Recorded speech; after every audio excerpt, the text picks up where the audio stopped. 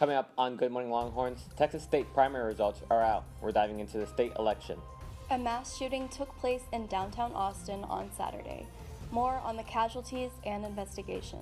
Iran's supreme leader has been found dead after U.S. and Israel strikes. What we know about the conflict. Live in studio, we're joined with a UT New Theater playwright and director to discuss his creation.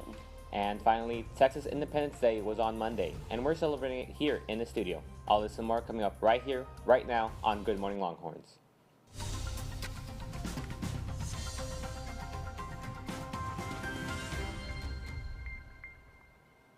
Good Morning Longhorns for this Wednesday, March 4th. I'm Daniel Davila. And I'm McKenna Valentine. Thanks for joining us this morning. How are you doing this week, Daniel? Doing great, actually. Good start of the week. This Wednesday's packed, but I know it's going to rain, so we'll see. Yeah. You? Yeah, it's definitely picking up. We're right in the thick of it, but yeah, it's okay. It'll slow down after this, hopefully. Yes. Okay. As of 5:30 this morning, the Associated Press called a runoff race between incumbent Senator John Cornyn and State Attorney General Ken Paxton. According to the New York Times, John Cornyn and Ken Paxton are set to compete in a May 26th runoff election. Early voting will begin on May 18th. On the other side of the aisle, State Representative James Talerico won the Democratic primary against Congresswoman Jasmine Crockett with a margin of a little more than 150,000 votes. Talerico won 76% of Travis County. With 93% of votes in, Cornyn and Paxton boasted 41.8% and 40.8% respectively, with the third Republican candidate Wesley Hunt managing 13.5% of the vote. According to the New York Times, Cornyn won 54% of Travis County. As for campus elections, the Tejas Club hosted its first student government town hall, during which all SG president and vice presidential candidates had the chance to answer moderator and audience questions.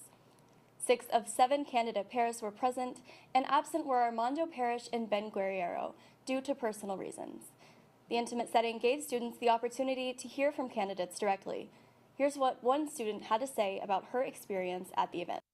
I really enjoyed that the audience asked a lot of questions, and I felt like they were really great questions that had a lot of research behind them. So it was really interesting to hear the candidates respond to those. I think the people who attended truly did care about the outcome of the election and truly did care about kind of the problems that the new student government would be facing. So it was really interesting to see it from that perspective. Student election results will be announced at 2 p.m. next Monday. TSTV News will be back next week with the latest. President Donald Trump delivered the first State of the Union address last week, and it was the longest in history, lasting 1 hour and 47 minutes. Trump praised America's economy in the address and also frequently referred back to his immigration policies. The president said Democrats should be, quote, ashamed of their opposition to his efforts, unquote. 2 military men were awarded the Medal of Honor, and the U.S. men's hockey team also made an appearance, something that was widely criticized on social media. Several congressional Democrats openly opposed Trump, including U.S. Rep. Al Green. Just days after Trump's address, the U.S. launched a major military strike on Iran, killing the country's supreme leader. Since then, the conflict has escalated across the region. For more on what's going on in the Middle East, Anish Tiwari is live with us in the studio. Good morning, Anish. Good morning. The eyes of the international community are focused on Iran this week after the U.S. launched what they're calling Operation Epic Fury. The U.S. and Israel attacked Iran with a storm of airstrikes on targets across the country, including the capital, Tehran, starting Saturday morning. More than 750 people have died in Iran as a result of the strikes, including over 100 children in a strike on a girls' school, according to Iranian state media. President Trump has said the attacks come after negotiations with Iran about stopping their nuclear program stalled. On Sunday, Trump announced that Ayatollah Ali Khamenei, the supreme leader of Iran, died in the strikes. Khamenei ruled the nation for 36 years, with his authoritarian regime crushing any resistance. Since these initial strikes, Iran has retaliated. The country launched its own air campaign across the Gulf region, with drone and missile strikes at Israel and other neighboring states. One of Iran's strikes hit a U.S. base, killing 6 American soldiers on Sunday. Trump has not ruled out sending any more American troops to Iran, while Defense Secretary Pete Hegseth has promised this won't turn into an endless war. Nationwide, we've seen split reactions to the U.S. intervention in Iran. Here in Austin, a group of Iranian Americans gathered outside the Capitol, waving flags and celebrating the death of Khamenei. Elsewhere, protesters are calling for peace and saying they are concerned about further escalation. Attacks from both sides are ongoing, and we'll keep you updated here at TSTV News as the conflict continues. Daniel? Anish. Thanks, Anish. Around 2 a.m. on the morning of March 1st, gunshots were fired at Buford's Bar on West 6th Street. 3 lives aside from the shooter have been lost so far, one of which was a UT student, and over 1,000 people critically injured. The gunman was also killed by APD. The FBI is investigating the case as well for what they think could have been a potential act of terrorism, according to what law enforcement told the Associated Press. UT Student Government is hosting a candlelight vigil this evening in the main mall starting at 7 p.m. to honor the lives lost to this tragedy. A ban on drag performances in front of minors is officially set to take effect in Texas on March 18th. Senate Bill 12, originally passed in 2013, has faced legal challenges which have prevented it from being put into law sooner. Supporters of the bill argue that the bill protects children from witnessing sexually explicit performances. However, opponents argue the bill's wording is too vague. Businesses that do not follow the guidelines of SB 12 are subject to fines of up to $10,000. The City of Austin approved a new third-party efficiency study last Thursday. The goal of the ordinance is to look into various city operations and find areas in which the local government can save money. Additionally, the ordinance is an attempt to rebuild public trust following the failure of Proposition Q, which would have raised property taxes over 20% in order to fund other city expenditures. Austin legislators are optimistic about the impact of the ordinance on government efficiency. The Blanton Museum of Art has a new exhibition. American Modernism from the Charles Butt Collection is on display starting this Sunday until August 2nd. The over 80 rarely seen works date from the late 19th century to the 1970s and represent Butt's, quote, vision of American creativity as well as his civic dedication and commitment to education, end quote. UT students, faculty, and staff receive free entry, so be sure to stop by. In other arts news, last Thursday, Campus Events and Entertainment hosted the 17th Annual Texas Union Film Festival. The event is a student-made, student-run celebration of film at UT Austin. TSTV's Daniel Davila brings us more information inside the event. TUF, short for the Texas Union Film Festival, had its 17th annual showcase. Basically, it's just a way for students to have their films shown on a big screen and have their families and supporters and everyone around them. Cynthia Hernandez Granillo, the Budget and Assessment Officer for TUF, explained how this showcase was student-run for student film. The event ran from 7 p.m. to 10, and over 200 students joined as part of the audience. Daya Moctezuma, a medical lab science sophomore, said it was nice to get away from her STEM work and watch students' passion projects in the big screen. I really don't think about things like these, but it was nice to see what they're doing on the outskirts that you're not really expecting, but there's people who are out here showcasing what they can do and where they want to go with their future. The event had an array of genres, ranging from horror to comedy to documentaries. TUF had it all. There was somewhere they were taking twists and turns, and you never really knew it was going to happen. The event had a judge Q&A before the film showcase and a director's Q&A afterwards. The winners for this year's film festival were Premonition, Madre e Hija, and Delta. Pablo Solis, a director for one of the films at the showcase, said he is happy that UT holds events like these that help showcase student talent. So many unique voices, it's all these films are uniquely different. I love that, and I think UT should support it even more because it's such a beautiful organization community with a lot. Daniel Davila, TSTV News. If you didn't apply or attend the event, don't worry because it will open up next year for more films to be submitted. The UT Tower turned 89 last week, marking the anniversary of its 1937 dedication. Being the heart of the 40 acres, the 307-foot icon with 27 floors was celebrated with a happy birthday rendition played by the Guild of Carillonneurs and ongoing restoration efforts. A multi-year project to restore and revitalize the tower began in November 2024 and is expected to continue through the summer of 2027. Paramount has been on the verge of winning the bidding war with Netflix and Warner Bros. Discovery for some time now. The deal has now been officially announced as Paramount and Warner Bros. Declared their vision for emerging as the, quote, next generational global media and entertainment company, end quote. The companies will fold their streaming services into a single platform and together will serve over 200 million customers. Coming up, the April showers are here early. We're diving into your local forecast after the break.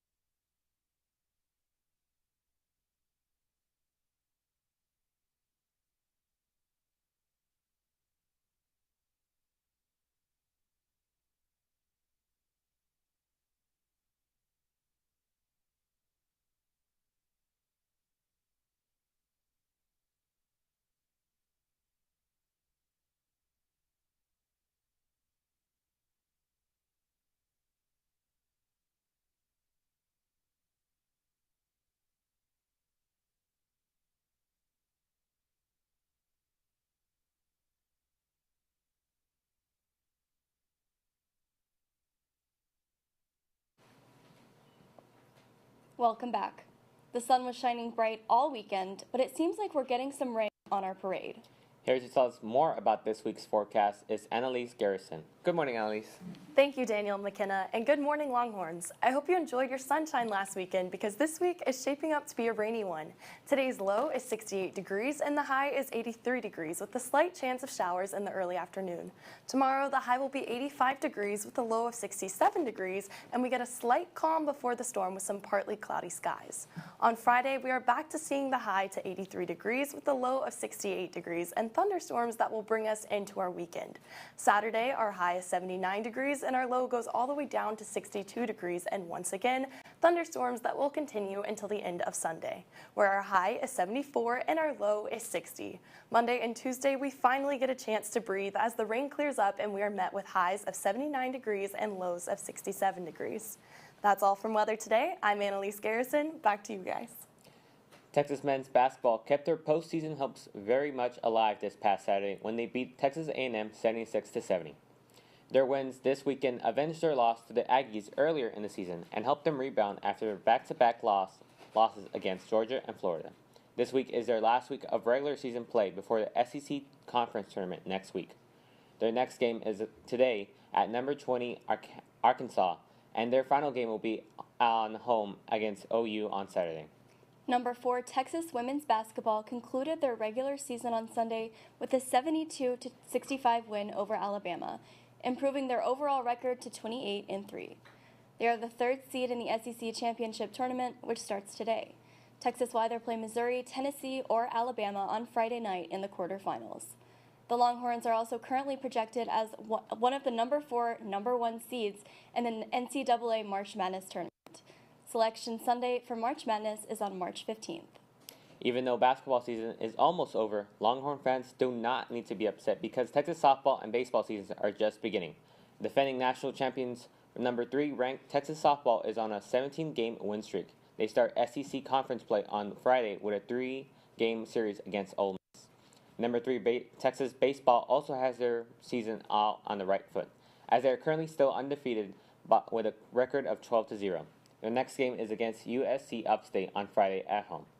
Texas baseball starts SEC play on March 13th against Ole Miss. Also on the diamond, a former baseball star who grew up in Austin was celebrated with a full circle recognition. The city of Austin revealed that Weston Field Park would now be named Don Baylor Neighborhood Park. The park, which is right off Mopac, was once segregated and Black Austinites like Baylor were not allowed to visit. Baylor, who passed away in 2017, was one of the first black students to attend Austin High School and the very first to play school sports for the Maroons. He would go on to have a very successful MLB career, winning Most Valuable Player in 1979. This Sunday, UT's Kappa Delta sorority hosted their annual Shamrock 5K run to raise money for Prevent Child Abuse America.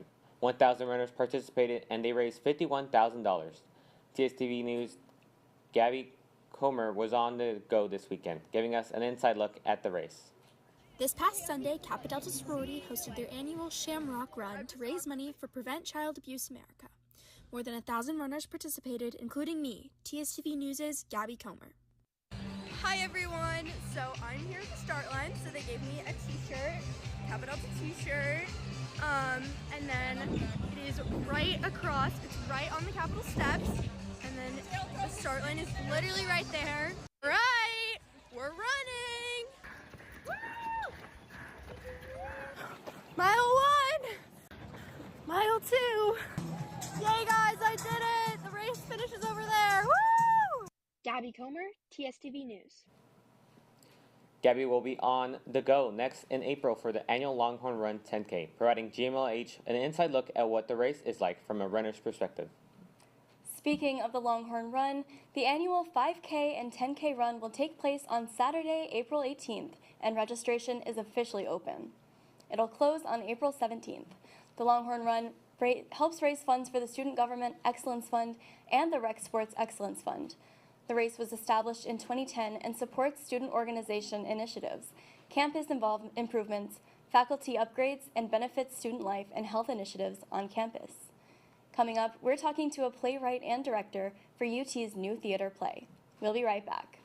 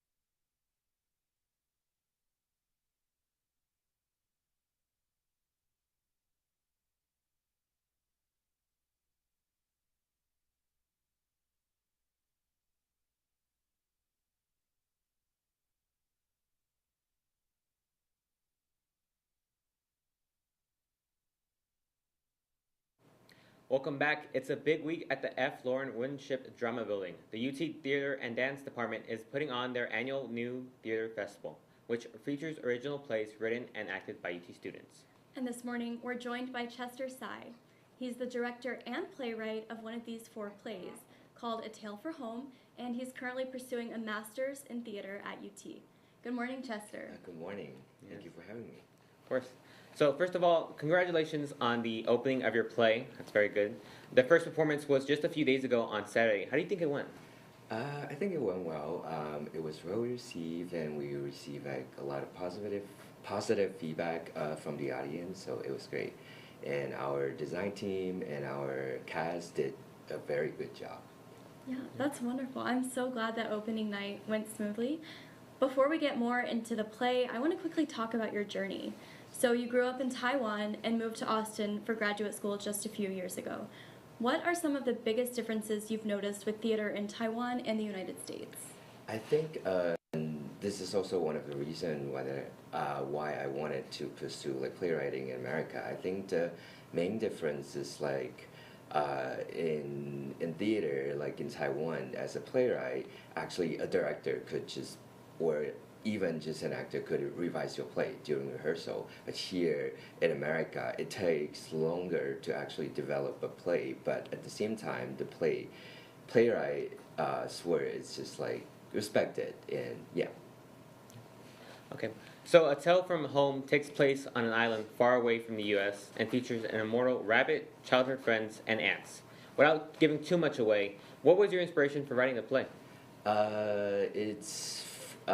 The inspiration comes from like this tiny island just north of Taiwan. It's called, direct translation is called Peace Island. So it comes from my memories back home.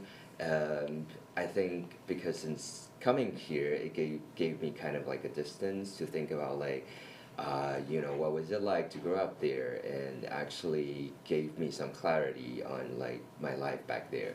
Yeah, so definitely coming from there. Yeah, and sort of on that note, the play also deals with complex themes like identity, heritage, and what it means to be home. So how did your life experiences help you create the world for the play? I think me personally, I'm painfully an overthinker. So like in terms of identity, in terms of like thinking about where I'm from, it's just like, it's complicated, it's convoluted a little bit. Like sometimes, you know, like especially when I arrived like here in America, I had this thought that I can kind of reinvent myself. But at the same time, in the process of that, it's just like you started to realize that there's some part of you cannot reinvent. It's just like part of who you are. And you can tell different stories about it, but it's just gonna be there. Yeah, and so how do you, or how do I just like accept that part of my identity and then just be peace with it, be proud of it? Yeah. Mm-hmm. So A Tale from Home features a pretty small cast with just 8 UT students acting in it. How's it been working with your actors? It's been a wonderful experience. Like we have, UT has a very, very good like acting program and theater program. So we have a lot of talented undergrad actors, and it's been wonderful. They've been inspiration to me, like in developing this play. So lastly, for those who might be thinking about seeing A Tale from Home, what do you want your audience to know going into it? I think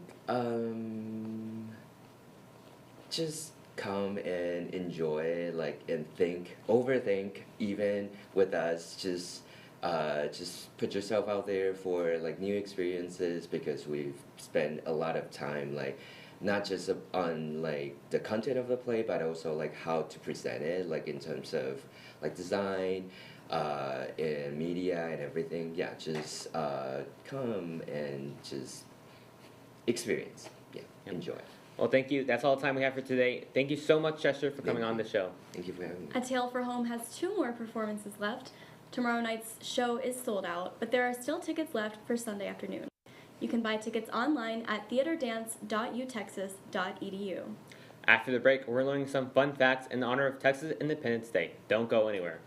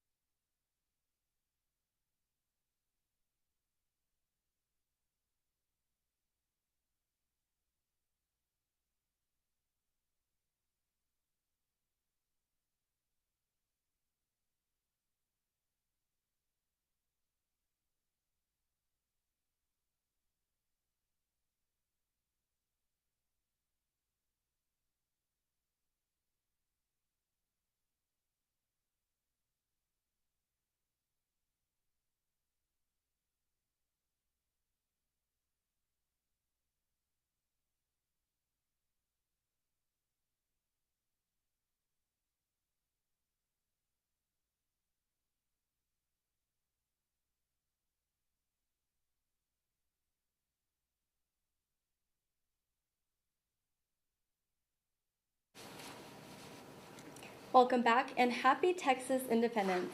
We have our Gabby Comer here to teach us a little more about Texas in honor of Texas Independence Day. Good morning, Gabby. It's good to see you. I see you're sporting the Texas flag colors for this morning. Yes, and good morning, all. And yes, you caught me. I did, in fact, wear this outfit specifically for the Texas flag, the blue and the red. I'm a proud Texan, so I'm really excited to teach you guys a little bit more about this wonderful state. Before we get started, so that I know what I'm working with, where are y'all from? Well, I'm born and raised in Texas, minus a few years growing up. I moved a little further north. Okay. But I've been here for 15 years, so I'm hoping that I know enough basically about me too. Texas. Yeah. How about you, Daniel? Born and raised here, stayed here the entire life. Fort Worth, Texas, funky town. So Stockyards. Wait, Fort Worth? Yes. Wait, I'm from Fort Worth too. Really? Yeah, we need to talk about this later. Okay. All right. So how this is going to work is I'm going to give you part of a fun fact about Texas, missing a key detail, or ask a multiple choice question, and both of y'all are going to collaborate on what you think is the best answer. How much do you think you know about Texas history, and are you both ready? I know, I grew up in Texas, but I'm a little nervous. I'm not sure how much of my high school Texas history lessons have stuck with me until now. It's been a couple of years. Yeah, that's so real. Don't worry, I got us. Don't worry. So I had to study my Texas history exam last couple months, so I had to quick refresher recently. So let's get right into it, Gabby. Okay, awesome. So your first trivia question is this multiple choice question. What is unique about the way Texas became part of the United States? Okay. I have these three options for you, okay? So A, acquired through a peace treaty ending a war with France. B, admitted as an independent republic after governing itself. C, divided from another existing U.S. state with a separate state and then added to the United States as Texas. Okay, so I'll give you guys like 15 seconds to discuss, and then, you guys can write down your answer. Okay. So it's not A. We didn't get it from France. I think because it was annexed from Mexico, so then it joined the United States. I say C. You say C? Or maybe what is it? I feel like it might be B. Might be B? What do you think? I don't know. I'm feeling B. I'm not allowed to say. You know? Okay, what are you guys locking in your answer B? So do you want to write it on the? Do you want to do B? Okay. All right, I'll drum roll you guys. Yes, it's B. So we were an independent state, aka Texas Independence Day. We were actually an independent state for about 10 years. Okay, so obviously we know Independence Day was some point at this week, but do y'all know actually when it happened, the actual date? You guys have 15 seconds to try to figure it out. 15 seconds. Okay, the year or just the day of? The day of. Oh. Wasn't it Monday and today is the 4th? So the 3rd? So it's the 2nd? The 2nd, yes. Okay, is that it? Maybe, right down. 2nd of March. All right, wait, yeah, you guys are right, it's March 2nd, so for being unsure about this, y'all are doing pretty well. Okay, are you guys ready for the third question? Yes. Okay, this one's kind of a fun one, but what three places did the Republic of Texas have a fully operating foreign embassy when Texas was its own country for about 10 years? I can give you two hints. One was in America, and one was a very famous city, also the name of a city in Texas, which can get confusing. So what do y'all think? I know, Paris. Paris. That's pretty obvious, I think. Yeah, okay. Paris. That's one. And then... So there is one in America. In America. Maybe D.C., that's the capital? Yeah. Okay. So, I don't know, that makes sense to me. What about a third one? Okay, you guys have 5 seconds. Put just Houston or something. Houston. You know? Okay. Yeah. Okay, so you guys got 2 of the 3 answers right. So Paris is correct. Okay. D.C., and then there is also one in London, England, and there was actually a plaque where it used to be in London. Wow. Okay. So your final question of the morning is: out of the fossils of 21 dinosaurs have been discovered in the Panhandle, Central Texas, and the Big Bend, what famous dinosaur was among the ones in Texas? Okay, so you guys have 10 seconds. It's the dinosaur that immediately T-Rex, comes to mind. Spinosaurus. Just get for T-Rex. I think T-Rex. Yes, that's correct. T-Rex. You guys got it all right. You guys actually did really well. So good job. You guys know your Texas history. Well, that's all the time we have for this Wednesday. Thanks so much for joining us. I'm Daniel Davila. And I'm McKenna Valentine. From our Good Morning Longhorns team, we'll see you back here next week.